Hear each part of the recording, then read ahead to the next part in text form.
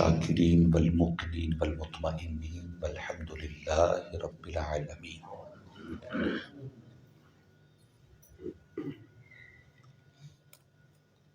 قریب قریب تشریف لے آئیں، تھوڑا تھوڑا آگے آگے ہو جائیں۔ اللہ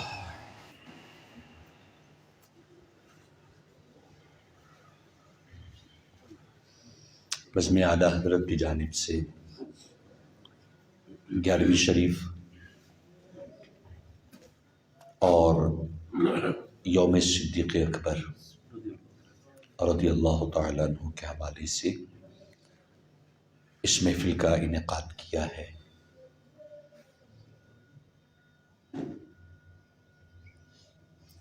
ڈاکٹر اقبال کا شعر ہے، خدا تجھے کسی طوفان سے آشنا کر دے کہ تیرے بحر کی موجوں میں اضطراب نہیں۔ قرآن کریم فرقان حمید میں اللہ تبارک و تعالی نے سورہ اعراف آخری آیات طیبات میں ایک آیت طیبہ کا ایک حصہ اللہ تبارک و تعالی ارشاد فرماتا ہے وَاذْكُرْ رَبَّكَ فِي نَفْسِكَ، اور اپنے رب کو یاد کرو فی نفسک، اپنے نفس میں۔ اس کے دو معنی لکھے ہیں تفاسیر کی کتابوں میں۔ ایک فی نفسک کا معنی ہے اپنے دل میں، اپنے دل میں اپنے رب کو یاد کرو۔ ظاہری یاد کرنے میں آفات زیادہ ہیں، ریاکاری ہوتی ہے، تصنع ہوتا ہے، بناوٹ ہوتی ہے، بہت ساری آفات ہوتی ہیں۔ یہ خاص مقام پر آ کے اللہ نے ارشاد فرمایا وَاذْكُرْ رَبَّكَ فِي نَفْسِكَ، دل میں یاد کرو۔ بظاہر تم بیٹھے ہوئے ہو کسی بھی جگہ پہ، کسی اسپیس میں، کسی پلیس میں، اپنے دل میں اپنے رب کو یاد کرتے رہو۔ دوسرے معنی میں اس کو ذکر خفی بھی کہا جاتا ہے۔ یہ پہلا معنی۔ دوسرا معنی اس کا مفسرین کرام نے کیا ہے وَاذْكُرْ رَبَّكَ فِي نَفْسِكَ، اپنے رب کو یاد کرو اکیلے ہو، تنہائی میں۔ سب کے سامنے تو ہر کوئی کرتا ہے، تنہائی میں محبت کے عروج پر جا کے اپنے رب کو یاد کرو۔ یہ دو معنی مفسرین نے لکھی۔ اسی لفظ نفسک میں اس کے تحت مفسرین کرام نے یہ بھی لکھا، یہ جو ذکر خفی ہے نفس کے اندر، اپنے من میں، اپنے دل میں، یہ ذکر کرنا 7 حیثیتوں پر ہے۔ اس کی 7 حیثیتیں ہیں اس ذکر کی۔ اور مجدد الفسانی شیخ احمد سرندی رحمۃ اللہ تعالی علیہ نے لکھا، فرمایا 7 ہی مقامات ہیں انسان کے وجود میں جہاں محبوب علیہ السلام اپنے نور کی تجلی فرماتے ہیں۔ 7 مقامات ہیں جہاں محبوب علیہ السلام اپنے نور کی تجلی فرماتے ہیں، ان کو لطائف کہتے ہیں۔ یہ لطیفہ ہوتا ہے نا، لطیفہ۔ دیکھیں 11ویں شریف کی محفل ہو اور تصوفانہ رنگ نہ ہو، یہ خاصہ ہے 11ویں شریف کا کہ اس میں ہمیں سبق تصوف کا ملے گا، روحانیت ملے گی۔ اور موضوع ہے 22 جمادی الثانی سیدنا صدیق اکبر اب ان دونوں کی مطابقت دیکھیے گا، کمال ہے۔ 7 لطیفے ہیں جہاں پر نبی علیہ الصلوۃ والسلام اپنے نور کی تجلی فرماتے ہیں، نور دیتے ہیں، نور عطا کرتے ہیں۔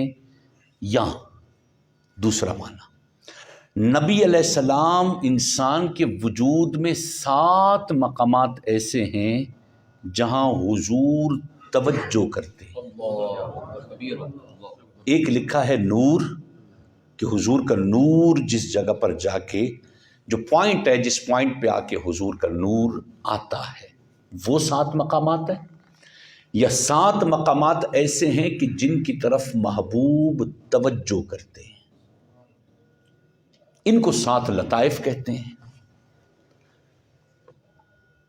اچھا، ان 7 لطائف میں پہلا لطیفہ ہے جس کو کہتے ہیں لطیفہ قلب۔ قلبی، روحی، سری، خفی، اخفا، نفسی، قالب، یہ اصطلاحات ہمارے ہاں یہ بیان کی جاتی ہے۔ قلب، کمال ہے، آپ سمجھیں مزہ آئے گا۔ الٹی جانب پستان کے 2 انگلی اوپر اس طرف، یہ محل قلب ہے، مجدد پاک نے لکھا۔ اور یہ جو محل قلب ہے نا، یہ جناب آدم کے زیر قدم ہے۔ اس کا مطلب کیا ہے؟ نبی پاک صلی اللہ تعالی علیہ وسلم اپنی توجہ جب کسی کے دل کی طرف فرمانا چاہتے ہیں تو آدم کے توسل سے ہوتا ہے۔ وہ توجہ جناب آدم سے ریفلیکٹ ہو کے بندے کے دل پہ پڑتی ہے، ڈائریکٹلی نہیں ہو سکتا، یہ پھر الگ دنیا ہے۔ یہ زیر قدم کی بحث ایک الگ ہے۔ وَاذْكُرْ رَبَّكَ فِي نَفْسِكَ کی تحت بڑی پیاری باتیں لکھی ہیں۔ تو قلبی جناب آدم کے زیر قدم، اس کا ذکر ہے، اس کی کیفیت ہے۔ اس کے بعد قلب کے بعد پھر روح آتا ہے، روحی، الٹی جانب پستان سے 2 انگلیاں اوپر بغل کی طرف، اس طرف جب آپ جاتے ہیں تو پھر روحی آتا ہے۔ اور روح جناب نوح علیہ السلام اور جناب ابراہیم علیہ السلام، یہ ابھی ہم اپنا آپ سمجھ رہے ہیں۔ وَاذْكُرْ رَبَّكَ فِي نَفْسِكَ، اپنے رب کو یاد کرو اپنے اندر۔ کیسے کریں کیا؟ یہ قلب، روح، قلبی، روحی، سری، پھر یہ سری ہوتا ہے۔ سری جناب موسیٰ علیہ السلام کے زیر قدم ہے۔ وہ جو فیض آئے گا نا سری کا، اسرار و رموز، اس کا تعلق اسرار و رموز کے ساتھ ہے۔ یہ لطیفہ جس کا جاگ جائے، اسرار و رموز کے حجابات اٹھ جاتے، کمال ہے، جناب موسیٰ کے زیر قدم۔ اس کے بعد آتا ہے خفی، جناب عیسیٰ علیہ السلام کے زیر قدم، مردوں کو زندہ کرنے والے ولی۔ عیسوی المشرب اس کو کہا جاتا ہے، موسوی المشرب کہا جاتا ہے، ابراہیمی مشرب کے اولیاء کہا جاتا ہے، آدمی مشرب کے اولیاء کہا جاتا ہے۔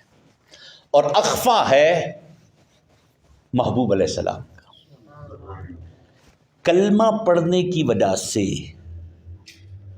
محمدی ہونے کی وجہ سے، ایک مقام ایسا ہے کہ جس مقام پہ حضور ڈائریکٹ اپنے امتی کی طرف متوجہ ہوتے ہیں، اس کو کہتے ہیں اخفا۔ خفی نہیں، وہ اخفا ہے۔ پھر اس کے بعد نفسی ہے اور قالب ہے۔ اچھا، یہ آج کی اس مجلس میں، اس محفل میں اس ذکر کرنے کا ایک مقصد تھا کہ سیدنا صدیق اکبر رضی اللہ تعالی عنہ کو متفقہ طور پر تصوف میں بھی اور علم کلام میں بھی متفقہ طور پر حضرت ابراہیم علیہ السلام کو محمدی المشرب کہا گیا ہے۔ بہت کم لوگ ہیں، جن پر ڈائریکٹ محبوب علیہ السلام کی نگاہ اور توجہ ہو جائے، اور جو محمدی المشرب ہو جائے، جو محمدی المشرب ہو جائے. مجدد پاک نے مکتوبات امام ربانی مجدد الفسانی شیخ احمد سرندی رحمۃ اللہ علیہ فرماتے جو بندہ محمدی المشرب ہو جائے، وَاذْكُرْ رَبَّكَ فِي نَفْسِكَ، اس میں جب محمدی المشرب جب کوئی بندہ ہو جائے تو وہ عروج پاتا ہے، اور عروج میں اس مقام کے ساتھ ٹچ ہو جاتا ہے جو نبوت کا مقام ہے. نبوت کے مقام کے قریب ہوتا ہے. نبی نہیں ہوتا، وہ نبی نہیں ہے، لیکن یہ جو محمدی المشرب ہوگا، یہ محمدی المشرب عروج میں اس مقام پہ جائے گا کہ جہاں بس ختم ہونے کے بعد نبوت شروع ہو جاتی ہے.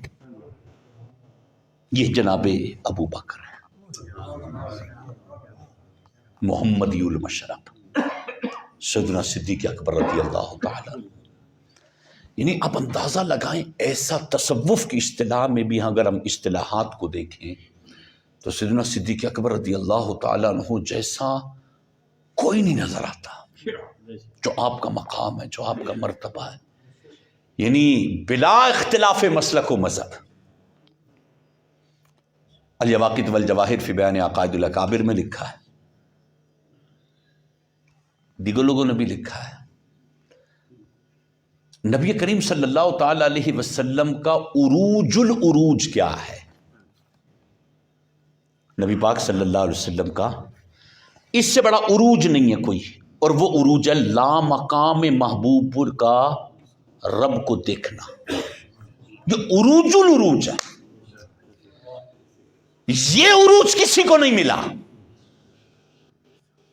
نہ کسی نبی کو، نہ رسول کو، نہ فرشتے کو، کسی کو نہیں ہے. لا مقام ایک ہی ہے، محبوب ہے اور محبوب کا رب ہے. وہ مقام اللہ، اب اس کو سمجھیے گا، اللہ جب لا مکان سے مکان کوہ طور پہ تجلی ڈالے تو آگ ہو جائے، جل جائے کوہ طور. لا مکان سے مقام میں تجلی ہو، اور لا مقام میں بلا کے تجلی ہو، اور وہ قربت بھی وہ ہے کہ فکان قاب قوسین او ادنا کے درجے کی قربت ہو.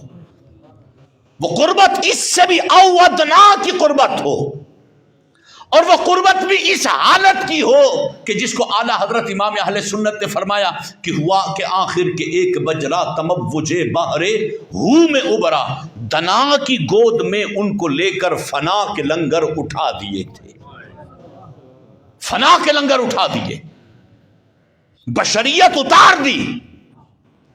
سراغ اینا مدا کہاں تھا، نشان کیفا الہ کہاں تھا، نہ کوئی راہی، نہ سنگ منزل، نہ مرحلے تھے. اور پھر یعنی ایسے مقام پہ، اس مقام پہ خدا نے محبوب کو اپنے قرب خاص میں، خدا جانے وہ قرب کیسا تھا، اس قرب میں بلایا. اور یعنی اولیاء کی جماعت کا اتفاق ہے اس بات پر، اس قرب کے وقت، اس قرب کے لمحات میں اللہ نے محبوب سے کلام بھی ابو بکر کی آواز میں کیا. آپ سوچو یار، نہ کرتا ابو بکر کے آواز میں کلام، رب نہ فرماتا، نہ کرتا. وہ اعلیٰ حضرت امام اہل سنت نے لکھا ہے، کلام میں کئی مقام کلام تھا کہ زباں کو انتظار گفتن، زباں کو انتظار گفتن، اور گوشت کو حسرت شنیدن. زباں کو انتظار گفتن تو گوشت کو حسرت شنیدن. وہاں جو کہنا تھا کہہ لیا تھا، جو بات سننی تھی سن چکے تھے. لیکن وہ جو سارا کلام ہے، الواقت والجواہر فی بیان عقائد الاکابر میں لکھا، وہ جو سارا یہ جو معراج ہے، یہ جو ملاقات ہے، یہ جو قرب ہے، یہ وصل کا جو یہ جو مقام ہے، کہ جہاں رحمان نے محبوب کو بلا کے اپنا جلوہ، اور ایک کمال جملہ لکھا ہے اولیاء نے، فرمایا اللہ تو محبوب کو ادھر بھی دیکھ رہا تھا، اللہ تو محبوب کو ادھر بھی دیکھ رہا تھا، ادھر بلا کے دیکھنا چمانہ دارت، ادھر بلا کے اللہ نے خود کو محبوب کو دکھایا ہے۔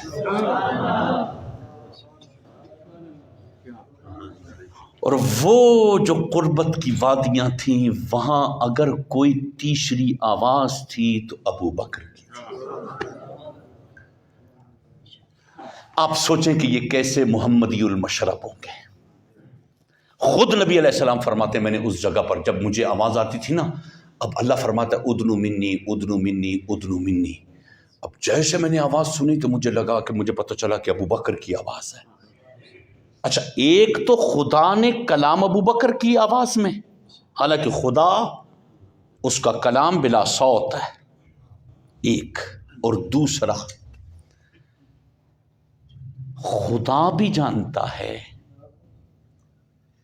کہ محبوب کو انس ابو بکر سے اتنی ہے، پیار اتنا ہے کہ جب اس مقام پہ جب بندہ اس جگہ پر جاتا ہے نا، لا مقام میں جاتا ہے تو ایک خوف، ایک کیفیت، ایک جلال، ایک کیفیت ہے اس مقام پر جا کے، وہاں قربت کی وادیوں میں جا کے، وہاں جو لا مقام میں جا کے وہ جو ایک کیفیت ہے نا بندے کی، ایک لمحے ہم تو فیل بھی نہیں کر سکتے اس کو، وہاں جو فیل ہوئی، اور وہ بھی محبوب کو، ان کی انسیت کے لیے اللہ نے بھی کلام کیا ہے، تو ابو بکر کی زبان میں آواز میں مقام تھا۔ اچھا، یہ مقام کسی صحابی کو نہیں ملا،